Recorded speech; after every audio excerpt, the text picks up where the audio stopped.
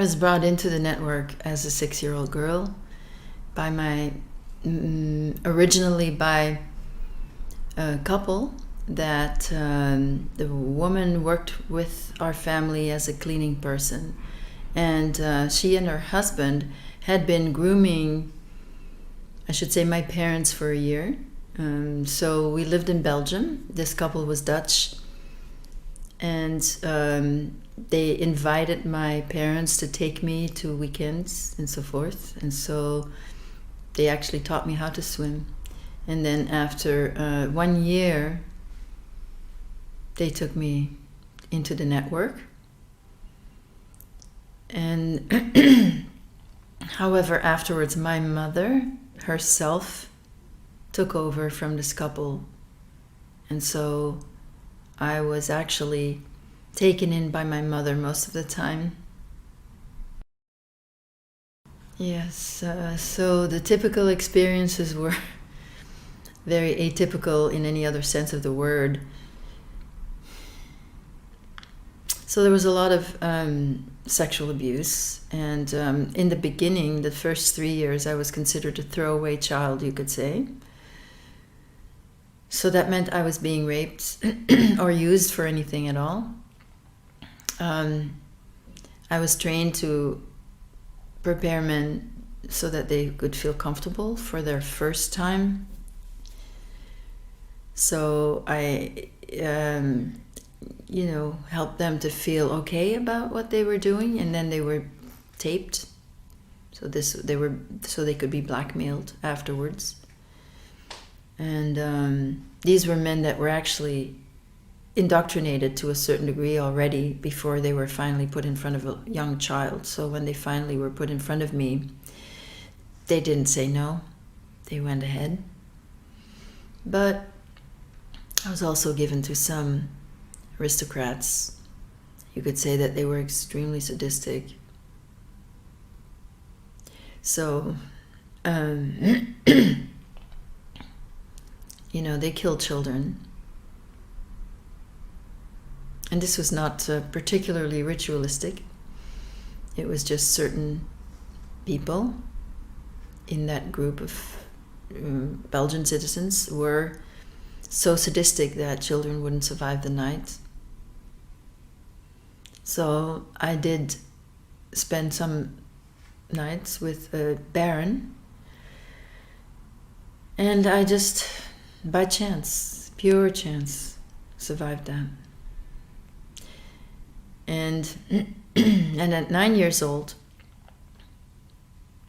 a very strange situation really got me into a different position, you could say. That someone from the global network now, like so far I'd been a throwaway child in the Belgian network, and the boss of that network, he was the Minister of National Defense at the time. He gave me to an international networker. This was around the Bilderberg meeting of 1972, and I was 9 years old. So they did a ritual to honor this guest, and that was a satanic ritual. It was the first satanic ritual, and unfortunately, a child was killed. My friend. And then, through some absolutely miraculous circumstances, this international networker took an interest in me. And then, the first thing, he had my blood tested. He found out who my father was, which I myself did not know. It turned out that my father was from a line of Huguenots, so there was royal blood, and then that made this international networker very happy, and then he considered that it was an honor for me that I would be able to be trained and be a higher level slave, mind control slave. So he spent 1 year, or there was 1 year of incredible resources spent on me to make me with the purpose of making me into a famous French singer, actress, to also help with the pedophile agenda, but also to be sold as a child, and then later as a star, to high-paying customers, very powerful men, and also to spy on those same men that were paying.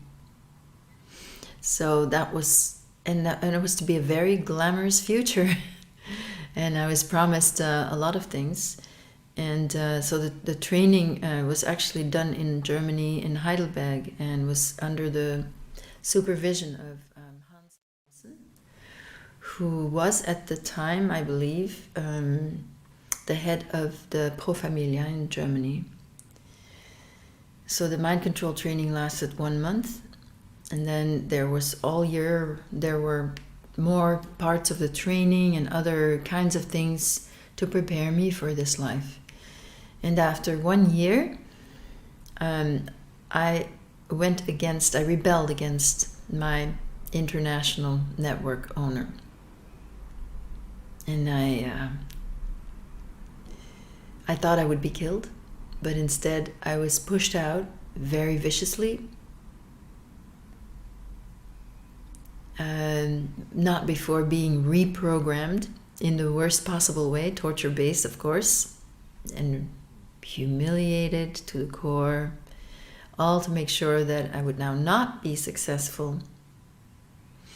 And then spent one more year in the Belgian network, where I was then used for the international VIPs, but ultimately rescued by somebody from the inside in a very dramatic way. But a deal was made, and at 11 years old, very unusual situation, I realized I was out. So what is so strange about mind control is that it is extremely well researched. There was no experimentation done on me at all. They knew exactly what was going to happen, and it did. And I myself was observing myself change from a child who'd always known that the rapists were wrong into a persona that was being created, the wild sex thing. And I didn't know that it was wrong anymore. Every channel was opened. My natural abilities were used and exploited and perverted and sexualized. And it was done in an absolutely expert way, that I thought I was this person. And it was highly scientific, but the context is crazy. So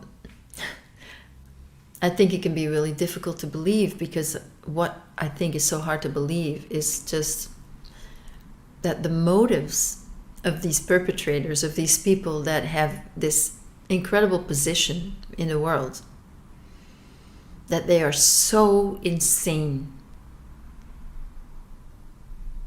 There's all the money and the resources that they do spend, because otherwise they're pretty much stealing from everybody all the time. But in this situation, they were spending, investing. First, I was a product, so I would have made tons of money to some people, not just my owner, but also those higher up that would be getting a cut. So, and we're talking millions of dollars. So that's maybe easiest to understand. But the other purposes were just crazy. Spying on people so that my owner could get a better business advantage or a better political advantage. It's all so insane, because nobody can be honest. It's just they're emotionally infantile, and that is really the truth. And I think the whole power structure protects that power from us. So it's a mantle so that we don't see We don't see the craziness. We don't see how insane they really are. If you would be face to face with that person, and they wouldn't do they wouldn't like stare you down into the ground or whatever and then make you feel like you're a little nothing. If you would be person to person, they would come out really badly. That's why they need the power. That's why they need to feel that they're superior.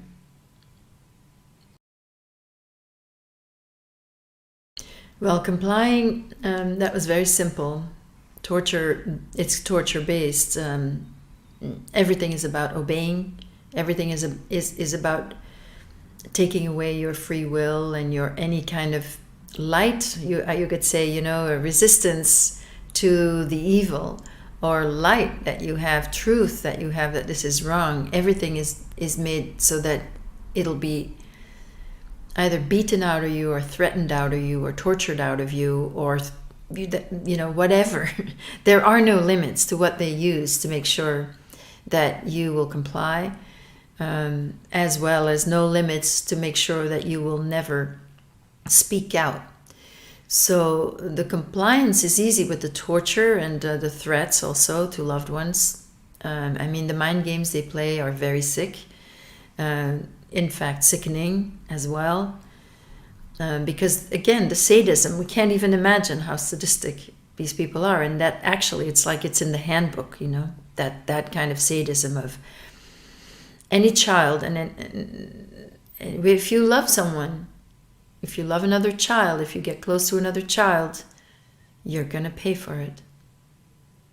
You can't have anything beautiful. They will steal it and they will make you feel awful because your loyalty has to be only with them, not with other children. So that happened to me.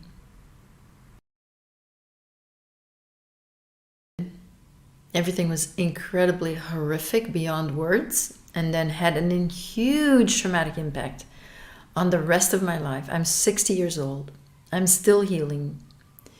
But I think what caused me the most sorrow, I could say, was that little friend that I had that I was just mentioning. So we were both given for this international network, or this ritual that was put on around a Bilderberg meeting in Belgium in 1972.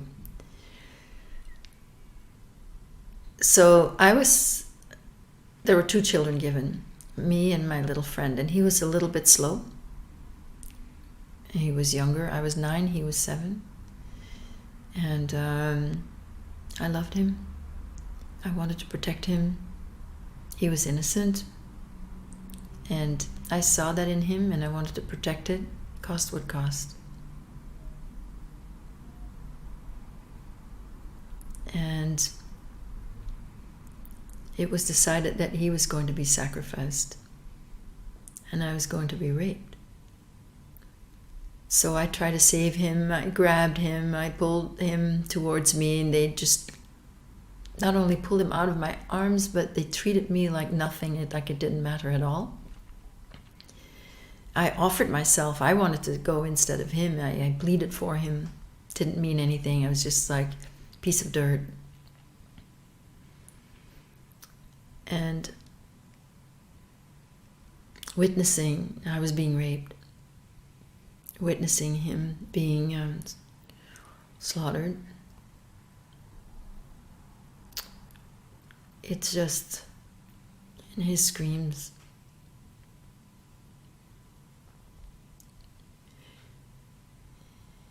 Yeah, that's 50 years ago.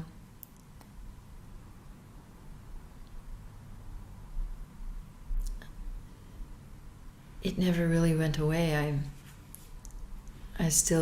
Even though I've worked through that, I've cried over this since the 90s. It's been the biggest loss. It's hard, very, very difficult to work through that.